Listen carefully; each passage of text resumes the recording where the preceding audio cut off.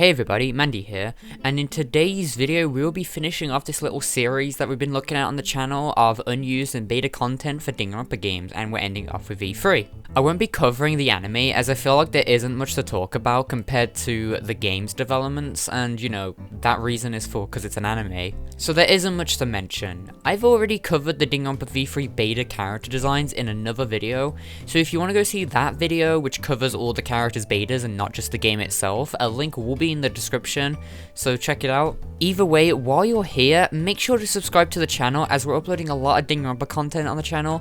I'm very excited to share upcoming videos. Thank you all so much. There will be spoilers for Danganronpa V3, so please watch out for them on this video. And with that out of the way, let's get into the video.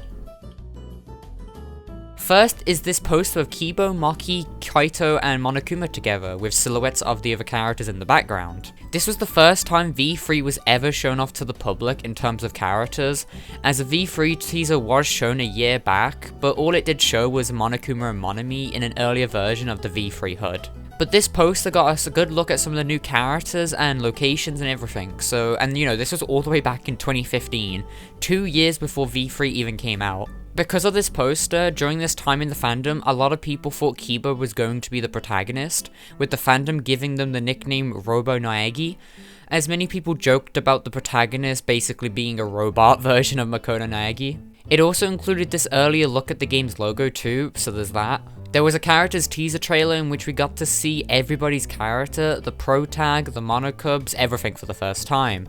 However, during this point, all we knew was Kaede's name and talent. We had no idea about anybody else's names or their talents. And you know, that caused the fandom create so many theories about whom has what talent. Honestly, it was pretty fun. I even made a video on it when it first happened, like years ago. And yes, I know, it's very cringe. So ignore the terrible mic quality, but here's what I guess the character's talents were before we knew what it was. So first I have this guy who I want to say has something to do with mechanics or something along those lines. His beard, I think that is his beard, otherwise it's a bandana. Also, I thought he could be the ultimate painter or something along those lines, because if you look at his buttons, they're all different colours, like you see red, green, blue. Next up is this girl, which I actually think she is a gardener. I think that he could be somewhat of like an ultimate assassin or a bodyguard or just a guard in general. He could be the ultimate bodyguard, you don't know. However, after this point, we got trailers, screenshots, and everything else that appeared in the final game. We got told everybody's talents, their names, and we even had screenshots of Rantaro in the class trial. This was obviously done to avoid spoilers happening since, you know, he dies first. There's also this alternate Kaede design that was used in her augment arrangement minigame. On the screen you can see the comparisons between both. I personally like the unused one way more, however both are pretty good. There were also many posters announced and shown off before the game came out that were available for pre-order. Here we have Kaede and Rantaro hanging out with the monocubs in one of the classrooms. This one is a very popular one in the fandom, but it shows Kaede and Maki together with Monofuni. I'm not sure exactly what they're doing in this screenshot, but here, take it. The next one involves Kaito and Suichi together with Monotaro and Monokid in the moon. This one involves Rantaro and Kokichi together holding Monoyosuke while Monokid zooms on by. This one has Monokuma with a cool looking design surrounded by pixels of the monocubs and all of the Danganronpa girls in V3. This one I really like the design for a lot, but it shows Himiko performing on stage with cutouts of Kaito, Momoto, and Anji Unaga. It's pretty cool. And lastly, we have this one of Kaede, Mute, and Rantaro all behind a fence for some reason, with Monokid being painted on in the background. So now let's get into some of the unused content. So first we have these earlier versions of Suichi's argue cut-ins. First we have this one, and here's the second one, and here's the last one. Next we have these unused sprites for the pre-V3 outfits. These are here because pre-V3 wasn't very long and most characters only use their default sprites. Anyways, we have Kaito Momota, Kurumi Tojo, Kokichi Oma, Maki Hawakawa, and Tenko Chabashira. We have this unused Himiko sprite which only goes unused in the PS4 version of the game, but it's totally used in the PC version. Very odd, and I legit have no idea why this is. It's so random to me, weird. We have yet another unused illustration of Kaede's final minigame in the first trial. However, this one shows what it could have looked like when she was defeated. Next, we have this unused debate scrum sprite for Rantaro. I mean, it's pretty obvious why this was unused since, you know, he's the first victim. But it's nice to see him receive these sprites with the other characters, so, you know, he doesn't feel left out. Here we have an unused Love Hotel icon for Suichi. I'm not sure how the player would have been able to do this because, you know, you play as Suichi during the Love Hotels. But at some point, Suichi was going to have a Love Hotel event. And honestly, there isn't any details about what it could have looked like, so I'll let y'all imagine that.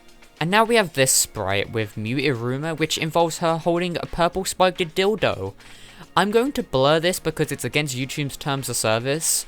So yeah, I think it's pretty obvious as to why this went unused. However, Kodaka did mention, I think it was in an interview, but he did mention originally that it was going to be used when Mew would get angry. Here we have some unused CGs that were basically an earlier version of multiple CGs in the final game. As far as I can tell, these unused were basically just early in development versions of the same CGs. And the ones we see most of is Rantaro's first case, 2 of them not really being noticeable at all. However, the last one, you can really tell the difference here about what is used and what was unused. There's this text that has the same font as the virtual world in Chapter 4, and the text says Tenko Chobashira's name in Japanese, which most likely suggests that Tenko wasn't going to be the victim in Chapter 3, and she was going to continue within the game's story within Chapter 4. As somebody whose favourite character is Tenko Chobashira, this is very upsetting, as I would love to see Tenko more in the game, or I would have loved to see what her chibi sprite would have looked like, since, you know, at that version everybody had chibi versions of themselves. We have bullet placeholders for Scrum Debate. Even though they both feature Suichi, in the game's files they are actually labeled as Rantaro's, meaning that Rantaro should have been on here. But, you know, as I've mentioned like 8 times in this video, Rantaro did die first. There's this symbol that was going to be used for Chapter 6 augment, I can't say that right. You know, it's that rhythm minigame thing at the end of Trials. It was originally going to be used for Samugi, which in my opinion, oh well, not in my opinion, but it just tells us that instead of Kibo being the final one, it was originally going to be Samugi. However, apart from this, we have no other leads on it. I would have loved to see what type of costume Samugi would have had in this minigame, because, you know, I like Samugi. She's cute, okay? We have this trial mugshots that go unused, one's for Rantaro, which is obvious. Surprisingly, we have ones for Monami, Usami, and Mukuro in her Junko cosplay. When it comes to Monami and Usami, I'm not sure exactly why or how they would have ever been used. There was a trailer like years back that was showing them in a Clash trial, but this was only to just show the new hood off. However, these weren't in like the demo version or anything, so my only guess is that these Monami and Usami versions are like leftover versions that were used for testing, and I guess they just forgot to remove it. There's literally no other reason I can think of.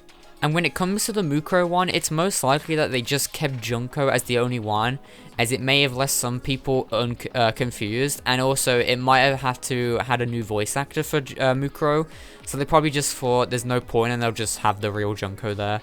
We have this unused epilogue icon, which you can't select from the chapter's menu, so there isn't a reason as to why this should ever be a thing.